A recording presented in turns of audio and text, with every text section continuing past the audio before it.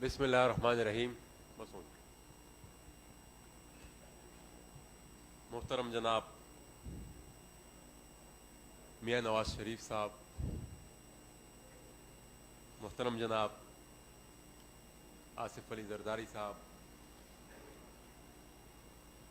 اس conference میں شریک مختلف سیاسی پارٹیوں کے قائدین، میں سب سے پہلے تو چیئرمین پیپلز پارٹی جناب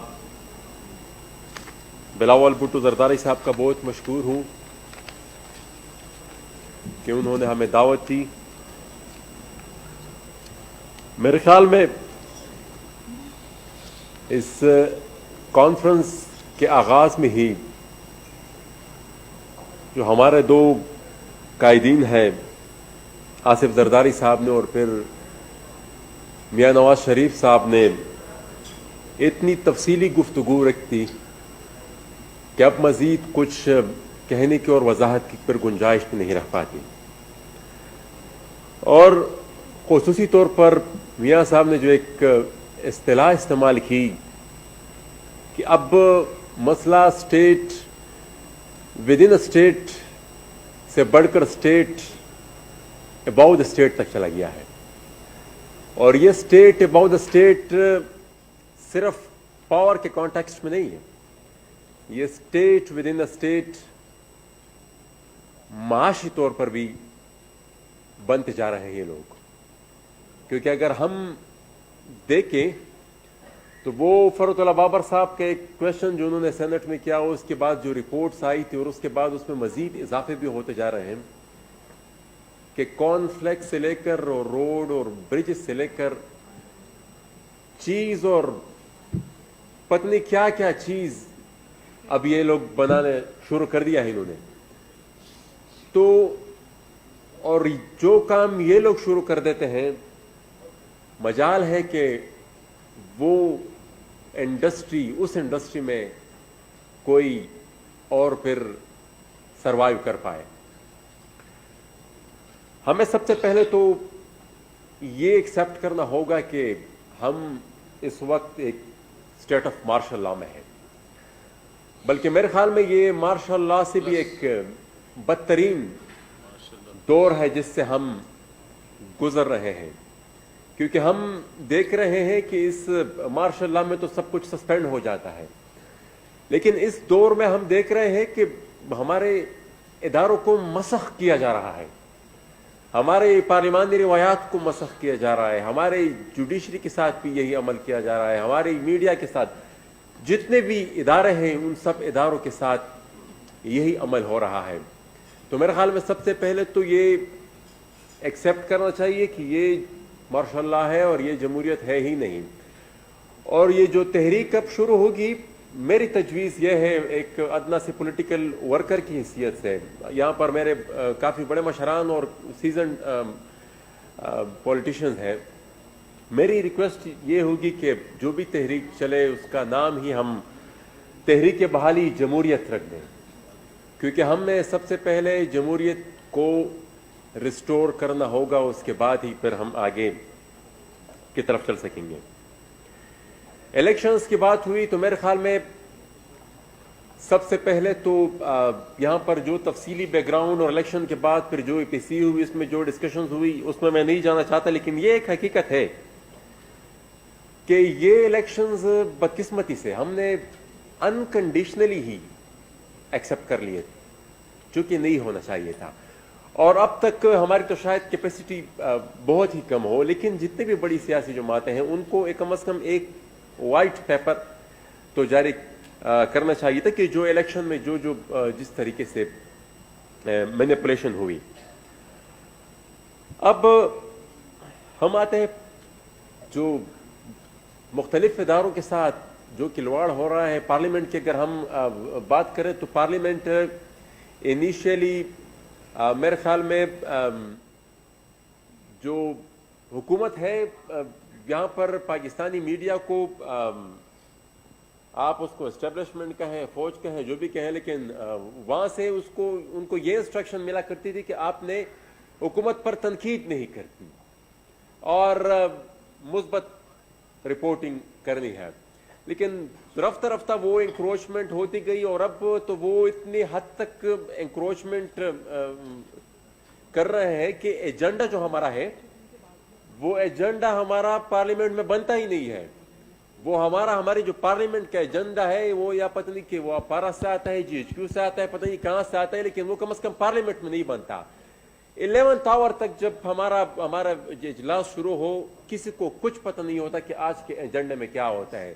رات کے 12 بجے مطلب نہ پوری اسمبلی سیکریٹریٹ کو پتہ ہوتا ہے، کسی کو پتہ نہیں ہوتا، اور اسمبلی کا اجلاس کال کر دیا جاتا ہے، اور پھر جو ایجنڈے پر آتا ہے اس کا بھی کسی کو کوئی علم نہیں ہوگا کل کے ایجنڈے میں کیا ہوگا. اور یہ جو انکروچمنٹ ہو چکی ہے بدقسمتی سے، اور انکروچمنٹ انہوں نے اس لیے کرنی تھی کہ وہ اپنی مرضی کی حکومت لے آئے تھے، اور اسی مقصد کے لیے وہ لائے تھے. اب اس انکروچمنٹ کو رول بیک بھی کرنا ہوگا، اور یہ کوئی اتنا آسان کام نہیں ہوگا، کیونکہ یہ ہمارے بھائی صاحبان جو جگہ ایک دفعہ میرے خیال میں جس پر قبضہ کر لیتے ہیں وہ پھر بڑی مشکل سے اس کو چھوڑتے ہیں. تو اس کے بارے میں بھی کوئی اسٹریٹجی بنانی ہوگی. جوڈیشری مطلب پورا کا پورا پارلیمنٹری پروسیس ہی بلڈوز کر دیا جاتا ہے. اب پچھلے دنوں جو سین ہوا، مطلب بل پاس ہو رہے ہیں، مطلب وہ ایک معمولی سی ریکویسٹ جو تھی اپوزیشن کی کہ بھائی آپ ریکاؤنٹ کریں، تو وہ تو جمہوری پروسیس کا بنیادی حصہ ہے. وہ ریکاؤنٹ پر بھی وہ جو اسپیکر صاحب تھے وہ ایگری نہیں ہو رہے تھے. تو مطلب یہ تو کل کو شاید ایک ایسی لیجسلیشن بھی آئے جس میں مخالفت میں 100 ووٹ ہو اور اس کے فیور میں 30 ووٹ ہو، لیکن وہاں سے اوپر اسپیکر صاحب کہہ دے کہ نہیں یہ جو 30 ہے یہ زیادہ ہے اور یہ جو 100 ہے یہ کم ہے. تو یہ جب میں شروع میں جیسا میں نے کہا کہ یہ جمہوریت ہے ہی نہیں. جمہوری اقدار میں، جمہوری روایات میں اس طرح نہیں ہوتا. ساتھ ہی ساتھ اگر ہم جوڈیشری کی بات کریں تو جوڈیشری میں یہاں پر فائز عیسی صاحب کی بات ہوئی کہ کس طریقے سے پھر اس کو یہ مختلف اداروں کے ذریعے پہلے ایک ریفرنس بھیجا گیا، پھر ریفرنس کے بعد اس کا کیس کہیں اور بھیج دیا گیا. میرے خیال میں ہماری سیاسی قوتوں کو فائز عیسی صاحب کے ساتھ اس کے ساتھ سٹینڈ لینا چاہیے تھا. اس طریقے سے ہم نہیں کھڑے ہوئے ان کے ساتھ جس طریقے سے ہمیں فائز عیسی کو سپورٹ کرنا چاہیے تھا.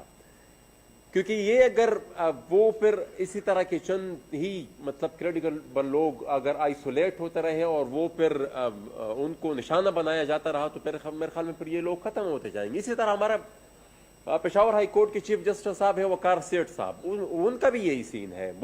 انہوں نے پرویز مشرف کے کیس میں ایک فیصلہ سنایا اور اس فیصلے کی پاداش میں ان کی جو ایلیویشن تھی سپریم کورٹ میں اس کو بلاک کر دیا گیا، اور ان سے کئی گنا جونیئر جج صاحب کو لاہور ہائی کورٹ سے پروموٹ کر کے سپریم کورٹ کا جج بنا دیا گیا. اچھا، میڈیا کی جب ہم بات کریں تو میڈیا پر بھی میرے خیال میں وہ پی ٹی وی کا زمانہ جب تھا شاید اس سے بھی ہم ایک بدترین دور سے اب گزر رہے ہیں، کیونکہ جو سینئر اینکر جو سوالات اٹھاتے ہیں ان کو نوکری سے فارغ کر دیا جاتا ہے. جو صحافی حضرات سوشل میڈیا کا استعمال کرتے ہیں ان کو بھی مطلب پہلے یہ طریقہ واردات ہوا کرتی تھی کہ ان کو نوکری سے نکال دیا جاتا تھا. اس کے بعد اب ایک دوسری طریقہ واردات ہے کہ ان کے اوپر ان کو اٹھا لیا جاتا ہے، جس طرح کہ مطیع اللہ جان صاحب کے کیس میں تھا، اور یا ان پر سیڈیشن کے کیسز بنائے جاتے ہیں جس طرح کہ ابصار عالم صاحب کے کیس میں تھا یا ستور کے کیس میں تھا. اور ساتھ ہی ساتھ ہماری خواتین جو جرنلسٹ ہیں ان کو انتہائی ہی نامناسب سوشل میڈیا کمپینز چلائی جاتی ہیں، ان کو بھی ہراسمنٹ کا سامنا کرنا پڑتا. اور پچھلی دنوں ہمیں ہماری ہیومن رائٹس کمیٹی میں جو چیئرمین صاحب بھی اس میں جو اس کو چیئر کر رہے تھے تو وہ اس میں جتنے بھی تقریباً ہماری خواتین جرنلسٹ آئی انہوں نے سب نے تقریباً میجورٹی کا اوپینین ہی یہی تھا کہ میجورٹی یہ جو لوگ یہ جو ابیوزرز ہیں ان کا تعلق حکمران جماعت سے ہے. اور حکمران جماعت اور یہ جو ایک دوسرا ادارہ یہ آئی ایس پی آر ہے، یہ تقریباً ملی بھگت سے ہی اکثر کام کرتے رہتے ہیں. وہ اگر کسی کی ٹرولنگ کرنی ہو، کسی کے خلاف کمپین چلانا ہو تو وہ اس میں ان کا ایک الائنس قسم کا بھی موجود ہے. اچھا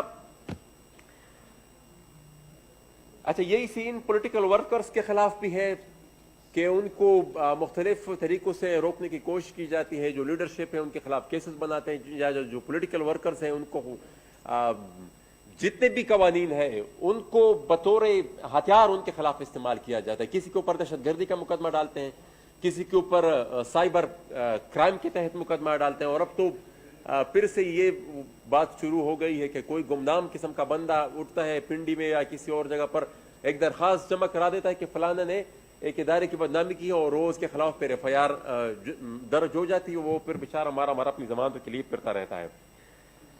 اچھا جیسا اگر ایک طرف ملک اپنے بدترین معاشی صورتحال سے گزر رہا ہے تو دوسری طرف انسانی حقوق کا بھی یہی حال ہے. میرے خیال میں انسانی حقوق کے لحاظ سے بھی ملک بدترین دور سے گزر رہا ہے. انفورس ڈس اپیرنسز ابھی تک جاری ہے، لوگ غائب ہو رہے ہیں. اور جس طرح پاکستان کے بننے سے پہلے انگریزوں نے ہمیں آئسولیٹ رکھا اور اسپیشل لاس کے تحت ہمیں وہ ٹریٹ کرتے رہے، وہی سسٹم ابھی تک جاری ہے. ہم یہاں پر رونا روتے ہیں کشمیر کا کہ 5 اگست 2019 کو ہم وہاں پر ہندوستان نے مودی نے زیادتی کر کے کشمیر کو زبردستی ہندوستان میں ضم کر دیا. اب اسی 5 اگست 2019 کو ہمارے صوبے میں جو ایک قانون صرف سابقہ فاٹا اور پاٹا تک محدود تھا، action in aid of civil power, اب وہاں پر ہندوستان وہ کام کر رہا ہے. یہاں پر ہمارے صوبے کے گورنر صاحب نے وہ جو قانون صرف فاٹا اور پاٹا تک محدود تھا وہ پورے صوبے میں لاگو کر دیا. وہ بنیادی انسانی حقوق کے ہی خلاف ہے. اور ہم آواز اٹھا رہے تھے، مطلب یہاں پر اپنے جو آئینی اور قانونی حقوق کی بات کر رہے تھے، اور یہاں پر دعوے ہوئے کہ بھئی ہم نے فاٹا کو خیبر پختونخوا میں مرج کر دیا ہے. جناب فاٹا کو خیبر پختونخوا میں نہیں، خیبر پختونخوا کو فاٹا میں مرج کر دیا گیا ہے، کیونکہ جو لا اسپیسیفک تھے اس علاقے کے لیے وہ پورے صوبے میں اس کو پھیلا دیا گیا. اچھا پھر اس قانون کو اسٹرائک ڈاؤن کیا تھا پشاور ہائی کورٹ نے، اس کو مطلب ultra vires of the constitution declare کر دیا کہ یہ بنیادی انسانی حقوق کے خلاف. اور اس ججمنٹ میں یہاں تک وہ چیف جسٹس صاحب نے کہہ دیا گیا کہ ان علاقوں کے لوگوں کے ساتھ تو ایسا رویہ رکھا گیا ہے جیسا کوئی اپنے دشمن کے ساتھ رکھتا ہو. اچھا پھر اس کے بعد وہ گورنمنٹ وہ پھر اسٹیٹ سپریم کورٹ چلے گئی. سپریم کورٹ میں وہ پھر اسٹے ہوا. پھر وہ جب میرے خیال میں کوسا صاحب اس بینچ کو ہیڈ کر رہے تھے، لیکن پھر وہ ان کے جانے کے ساتھ جب وہ بینچ ٹوٹ گیا تو وہ بھی ابھی تک کڈ لائن پڑا. تو اب ہمیں یہ نہیں معلوم کہ یہ کون سا قانون ہے وہاں پر، مطلب ایک لیگل ویکیوم کی سچویشن ہے. اور ہمیں یہ نہیں پتا کہ مطلب اگر action of aid of civil power موجود ہے نہیں موجود، اگر نہیں موجود تو وہاں پر یہ انٹرمنٹ سینٹرز کس قانون کے تحت. اور یہ جو ان انٹرمنٹ سینٹرز میں وہ لوگ جو 8-8 10-10 سال سے بغیر کسی کورٹ کو فیس کیے، بغیر کسی پروسیکیوشن کو فیس کیے وہاں پر پڑے ہوئے ہیں، یہ کس قانون کے تحت ہے. اچھا سملر سچویشن بلوچستان کی بھی ہے. بلوچستان بھی ابھی تک جس طرح کہ فاٹا ایک نو گو ایریا ہے، سابقہ فاٹا ابھی تک ایک نو گو ایریا ہے. وہاں پر جب جتنے بھی مرج ڈسٹرکٹس میں کہوں گا اس پر وہاں پر ٹارگٹ کلنگز ہو رہی ہیں، وہاں پر کسٹوڈیل کلنگز بھی ہو رہی ہیں، اور ایک نہیں بار ہو رہی ہیں. 2 دن پہلے ہی ہمارے شمالی وزیرستان میں ایک علاقے میں ایک واقعہ ایک آئی ڈی بلاسٹ ہوا تھا. اور اس آئی ڈی بلاسٹ کے بعد پھر وہ لوگ کو کلیکٹیو پنشمنٹ کا نشانہ ابھی تک بناتے ہیں. ایف سی آر چلا گیا لیکن وہ کلیکٹیو پنشمنٹ جو کسی زمانے ابھی تک اور وہ اتنا بروٹل ہے کہ ایک آئی ڈی اٹیک جو سیکیورٹی ایجنسیز کی اپنی نیگلیجنس کی وجہ سے ہوا، کیوں کر ہوا، کہاں سے لوگ آئے، کس طرح انہوں نے یہ چیز پلانٹ کی، یہ سیکیورٹی اداروں کی ریسپانسبلٹی ہے. جب وہ اس میں فیل ہوتے ہیں تو اس کی سزا وہ عام عوام کو دیتے ہیں. وہ گھروں کے اندر داخل ہوتے ہیں، خواتین پر، مردوں پر، بچوں پر تشدد کرتے ہیں. اچھا پھر لوگوں کو اٹھا لیتے ہیں اور پھر وہ اٹھا کر اس پر کسٹڈی میں اتنا تشدد ہوتا ہے کہ اکثر لوگ کسٹڈی میں ہی مر جاتے ہیں اور کوئی پوچھنے والا نہیں. کسی قانون میں لوگوں کو وہ نہیں، کوئی فورم لوگوں کے پاس اویلیبل نہیں ہے کہ ہم کہاں پر جائیں اور کہاں پر اپنے انصاف مانگے. تو یہ ایک اتنی خطرناک قسم کی سچویشن ہے کہ اگر ادارے نہ ہو تو پھر ظاہری اور ادارے جہاں پر مثال ریاستی ادارے قانون اپنے ہاتھ میں لے اور مارا ہوا قانون وہ اس طرح کی کارروائیاں کرے تو پھر تو ظاہری بات ہے پھر کل شاید عوام بھی ریئیکشن میں پھر یہی کرے. تو پھر اگر کانسٹیٹیوشن جس طرح کے یہاں پر مجھ سے پہلے بات ہوئی کہ یہ کانسٹیٹیوشن ایک ڈاکومنٹ ہے جو جوڑتا ہے عوام کو اور ریاست کو آپس میں، تو جب ریاست اس ڈاکومنٹ کو فالو نہیں کرے گی تو ظاہری بات ہے پھر ریئیکشن میں عوام. تو یہ ایک خطرناک سچویشن کی طرف ہم جا رہے ہیں اور اگر اس کا ابھی تک ہم نے روک تھام نہیں کی تو میرے خیال میں we will lead toward an irreparable loss. Same situation Balochistan کی ہے، وہاں پر بھی اسی طرح ایکسٹرا جوڈیشل کلنگز ہو رہی ہے. حیات بلوچ کے کیس میں جب بہت زیادہ شور ہوا، بہت زیادہ وہ اس والدہ کی اپنے اس بچے کے ساتھ تصویر ہوئی جس نے سب کو رلا دیا، تو اس کے بعد اور سوشل میڈیا پر شور مچا پوری دنیا میں، اس کے بعد پھر وہاں پر IGFC ان کے پاس تعزیت کرنے گئے. اور میں یہ بھی یقین سے کہتا ہوں، میں نے پارلیمنٹ کے فلور پہ بھی یہ بات کی تھی کہ اگر IGFC وہاں پر نہ جاتے تو یہ حکومت اس حیات بلوچ کے قتل کو بھی ڈیفینڈ کر رہی ہوتی. یہ اتنے حد تک اپنی نوکریوں کو چھپانے کے لیے جا چکے ہیں کہ میرا دعویٰ ہے کہ یہ حیات بلوچ کے قتل کو بھی جس طرح کے خڑ کمر کے واقعے کے بعد وہ الٹا جن لوگوں نے گولیاں چلائی تھی، جن لوگوں نے مارا تھا، ان کو لوگوں کو پروٹیکٹ کر رہے تھے on the floor of the house. یہ میرے خیال میں حیات بلوچ کے کیس میں بھی بلوچستان ایک لو گوریا ہے، وہاں پر کسی کو جانے کی اجازت نہیں دی جاتی. میں چند دن پہلے وہاں پر گیا تھا، مجھے ایئرپورٹ سے واپس بھیج دیا گیا. تو یہ اور یہاں پر ہمیں المیہ یہ ہے کہ پوری ریاست ایک چیز پر، یہاں پر نیشنل ایکشن پلان پر پوری پاکستان کی سیاسی قیادت ایگری کر چکی تھی کہ بلوچستان کے مسائل کا سیاسی حل نکالنا ہوگا، لیکن پھر بھی اس کے اوپر عمل نہیں ہو رہا.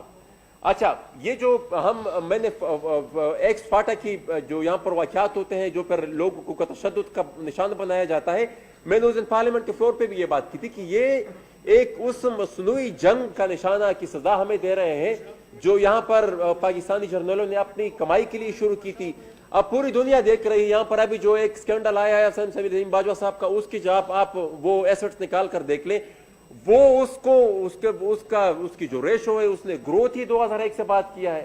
مطلب 9/11 کی بات ہی وہ، اور یہ تو صرف ایک معمولی قسم کا ایک گلمس تھا. اب جب یہ مزید یہ پینڈورا باکس کھولے گا، پتہ نہیں اس میں سے کیا کیا نکلے گا. یہ صرف ایک بندے کی اتنی بڑی بزنس امپائر نکلی ہے. تو اب جب یہ کہتا ہے کہ وہاں پر جو جنگ تھی وہ ایک مصنوعی جنگ تھی، وہ ڈالرز کی کمائی کی جنگ تھی، تو اس ڈالرز کی جنگ کو روکنے کے لیے بھی پاکستان کی سیاسی قیادت کو یک آواز ہونا پڑے گا. اگر نہیں ہوئے تو میرے خیال میں جتنا خمیازہ ہم نے بھگتا ہے شاید مستقبل میں ہم اس سے بھی زیادہ ہمیں دیکھنے کو ملے. میں ایک چیز کا اور بھی یہاں پر ذکر کرنا چاہوں گا کہ یہ جو افغانستان میں جو کچھ ہو رہا، افغانستان میں جو پروسیس چل رہا ہے، جو انٹرا افغان ڈائلاگ وہاں پر ہو رہا ہے، تو میرے خیال میں اس میں بھی ہمارا رول بہت ہی کلیدی ہے. لیکن المیہ یہاں پر پھر بھی یہی ہے، جس طرح مجھ سے پیر مشر محمود خان اچکزئی صاحب نے یہ بات کی کہ خلیل زاد آتے ہیں GHQ چلے جاتے ہیں اور واپس پھر نہ ملک کو پتہ ہے نہ پارلیمنٹ. میں نے یہ کویشچن بھی جمع کرایا تھا کہ ذرا فورن منسٹری والے ہمیں بتائیں کہ بھئی وہ یہ کیا کھچڑی پک رہی ہے، ہمارا پھر سے کردار کیا ہے. لیکن کسی کو ابھی تک کچھ علم نہیں ہی. وہ جو ڈیولپمنٹ ہو رہی ہے وہ ہمارے خطے کے لیے انتہائی اہم ہے. اس سے ہم اپنے آپ کو دور نہیں رکھ سکتے. ہمیں جاننا ہوگا اور ہمیں نالج بھی ہونی چاہیے کہ وہاں پر ہماری ریاست کا کردار اس پورے پروسیس میں کیا ہے. کیونکہ ہم جو محسوس کر رہے ہیں وہ یہ ہے کہ فاٹا اور پوری پختونخوا میں مطلب ملیٹنٹس پھر سے ری گروپ ہو رہے ہیں. وہ جو ملیٹنٹ گروپس ہیں وہ پھر سے ری گروپ ہو رہے ہیں اور وہ دل جب ان کا چاہتا ہے جہاں پر وہ اٹیک کر لیتے ہیں. اور وہ میں نے بار بار اس چیز کی طرف نشاندہی بھی کی کہ یہ ایک انتہائی خطرناک عمل ہے. اور خدشہ ہمیں جو ہے وہ یہ ہے کہ ان لوگوں کو پھر سے یہ جو انٹرا افغان ڈائلاگ ہو رہا ہے اس کے نیکسٹ فیز کے لیے شاید ان کو پھر استعمال کیا جائے کہ اگر وہاں پر اس فرنٹ پر ناکامی ہو تو ہم پھر یہاں سے وہی پرانی پالیسی پھر اس کو استعمال کریں.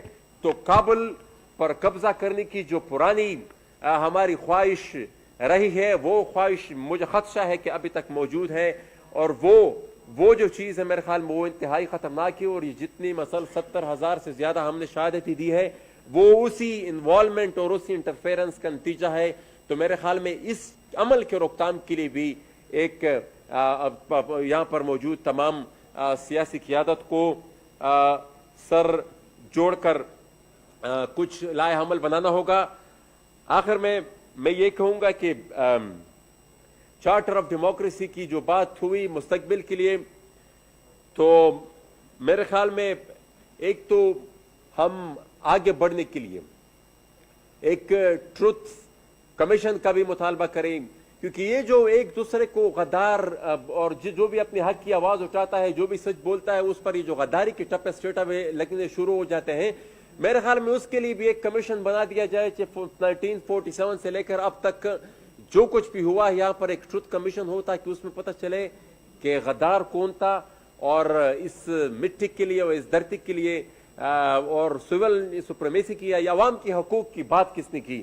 تو اس کے لیے ایک ٹروتھ کمیشن کا قیام بھی ہونا چاہیے, اور ساتھ ہی ساتھ جو چارٹر آف ڈیموکریسی ہے اس کی ایک ریوائزڈ ورژن کی بھی ضرورت ہے, کیونکہ بہت زیادہ ڈیولپمنٹس ہوئی.